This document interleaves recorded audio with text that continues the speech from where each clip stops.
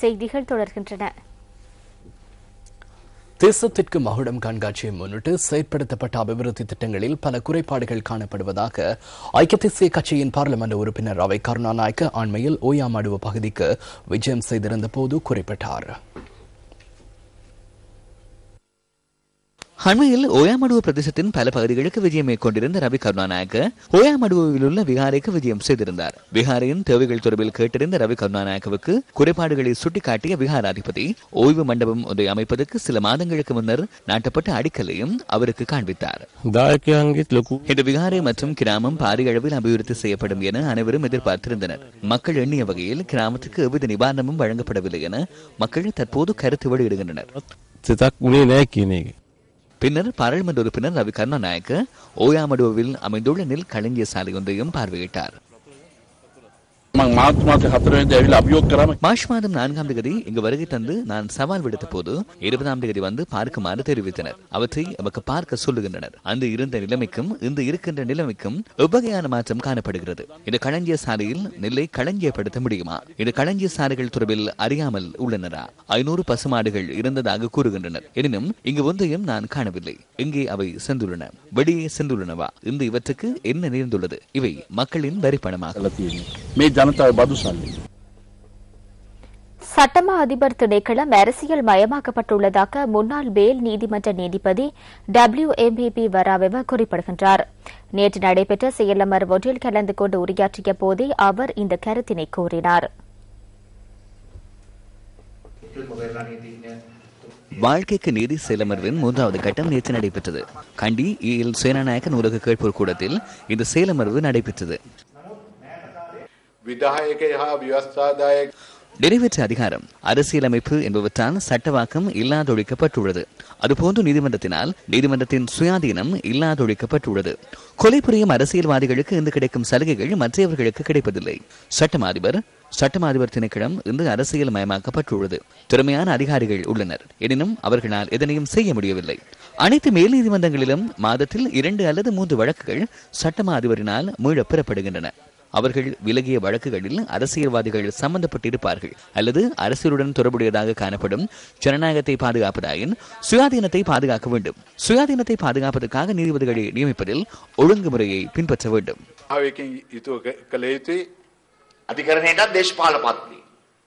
நீதிமன்றத்துக்கும் அரசியல் நியமனங்கள் வழங்கப்பட்டுள்ளன.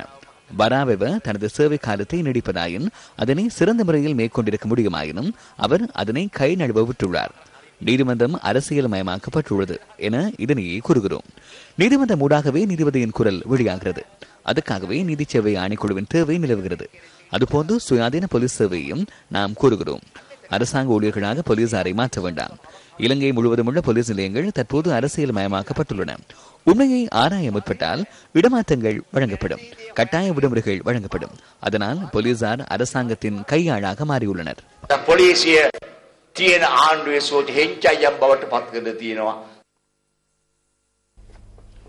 முன்னாள் மேல் நீதிமன்ற நீதிபதி WMPP வராவெவ தெரிவித்த கருத்துக்களை எமது இணையதளத்தின் ஊடாக பார்வையிட முடியும். www.newsfirst.lk என்ற இணையதளத்திற்குள் பிரவேசியுங்கள்.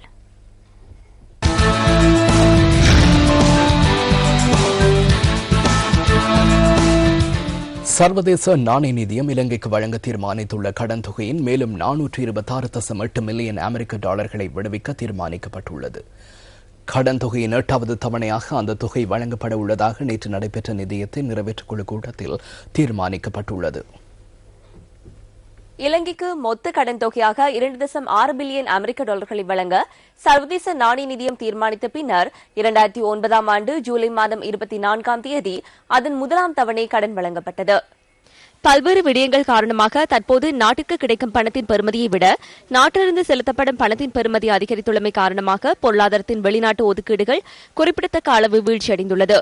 இந்த நிலைமையை கருத்தில் கொண்டு இலங்கை விடுத்த வேண்டுகோளுக்கு அமைய நிதியத்தின் பிரதிநிதிகள் சிலர் இங்கு விஜயம் செய்து மேற்கொண்ட மீளாய்வின் பின்னர் 2009ஆம் ஆண்டு கடன் தொகையை வழங்குவதற்கு சர்வதேச நாணய நிதியம் தீர்மானித்தது.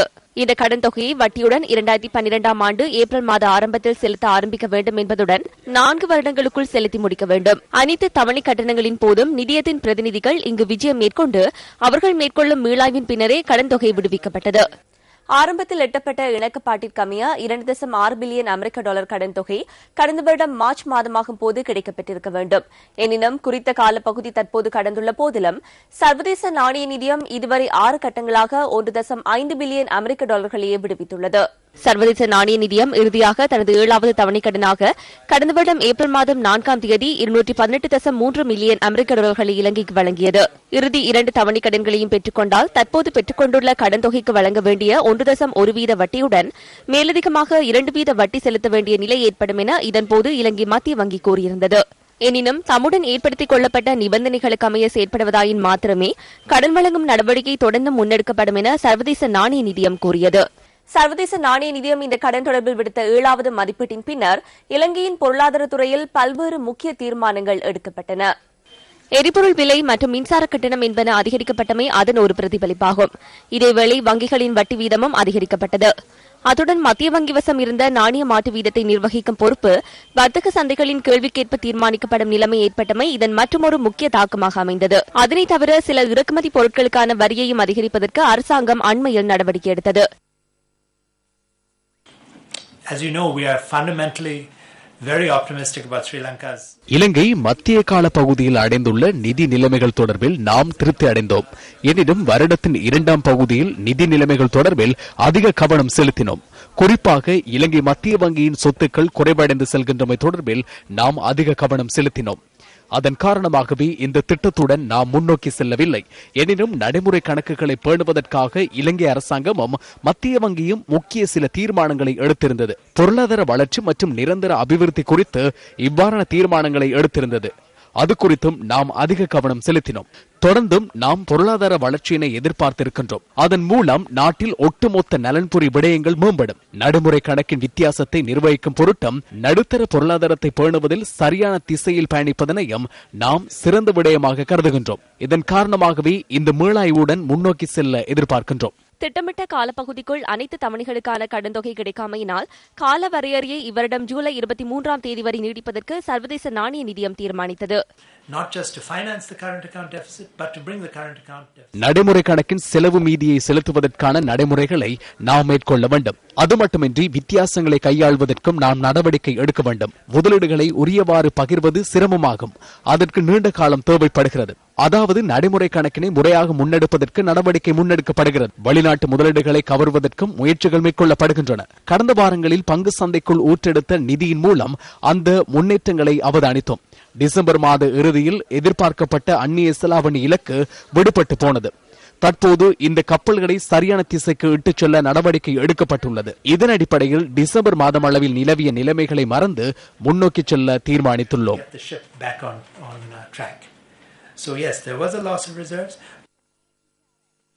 எனினும் இந்த கடன் தொகையை பெற்றுக் கொள்வதற்காக அரசாங்கம் சர்வதேச நாணய நிதியத்தின் நிபந்தனைகளுக்கு அடிபணிந்துள்ளதாக எதிர்க்கட்சிகள் குற்றம் சுமத்துகின்றன. லங்காවට විදේශ ප්‍රතිපත්තියක් නැහැ වගේම இலங்கைக்கு வெளிநாட்டு கொள்கை ஒன்று இல்லை என்பதுடன் பொருளாதார கொள்கையும் இல்லை. இலங்கை அரசாங்கம் சர்வதேச நாணய நிதியத்துடன் செய்து கொண்டுள்ள உடன்படிக்கை என்னிடம் உள்ளது.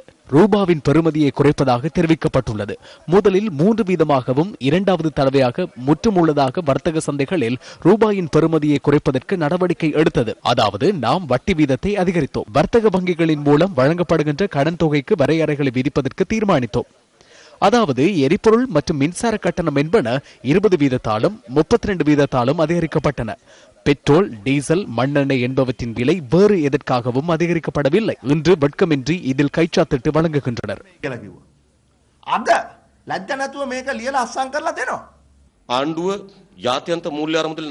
அரசாங்கம் சர்வதேச நாணய நிதியத்திடமிருந்து தவணை கட்டணங்களாக கடனை பெற்றுக் கொள்ளும் ஒவ்வொரு சந்தர்ப்பத்திலும் என்ன கூறியது? அடுத்த தவணை கடன் எமக்கு அவசியம் இல்லை என கூறியது.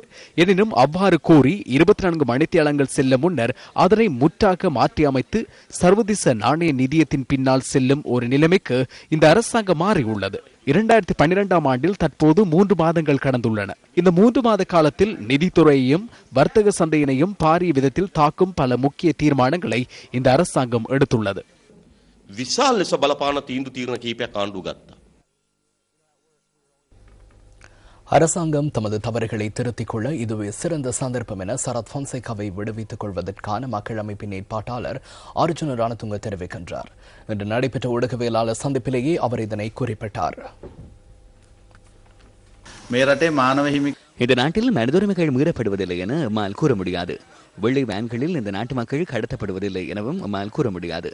தனது கணவருக்காக அனுமா பொன்சேகா அதனை மாத்திரமே கூறுகிறார். நாட்டில் இடம்பெறுகின்ற அநீதிகள் தொடர்பில் நிர்வாகிகள் கவனம் செலுத்தாவிடன் நாம் எங்கு செல்வது? தனது கணவருக்கு அல்லது தனது குடும்ப உறுப்பினர்களுக்கு இழைக்கப்படும் அநீதிகளுக்கு எதிராக குரல் எழுப்புவோர் இந்த நாட்டின் துரோகிகளாக அடையாளப்படுத்தப்படுகின்றனர். எனவே இந்த நாட்டு மக்கள் இது குறித்து நன்கு புரிந்து கொள்ள வேண்டும். ஆக குறைந்தது தற்போதாவது கண்ணை திறந்து பார்ப்பதற்கு அரசாங்கத்திற்கு இது ஒரு சிறந்த சந்தர்ப்பமாகும். தவறான விடயங்களை திருத்துவது தொடர்பில் அரசாங்கத்துக்கு பாரிய பொறுப்புகள் உள்ளன. சரத் பொன்சேகாவை விடுவித்துக் கொள்வதற்கான 2வது கூட்டம் எதிர்வரும் 7ஆம் தேதி களுத்துறை நகர மண்டபத்தில் நடைபெற உள்ளதாக இங்கு அனோமா பொன்சேகா கூறினார்.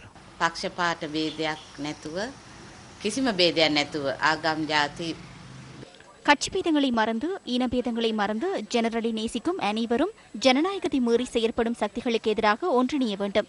இவ்வேளையில் நான் அந்த அழைப்பை விடுக்கின்றேன். මෙතැන්ට රැස් වෙන්න කියලා අපි කාරුණිකව ආරාධනා කරනවා.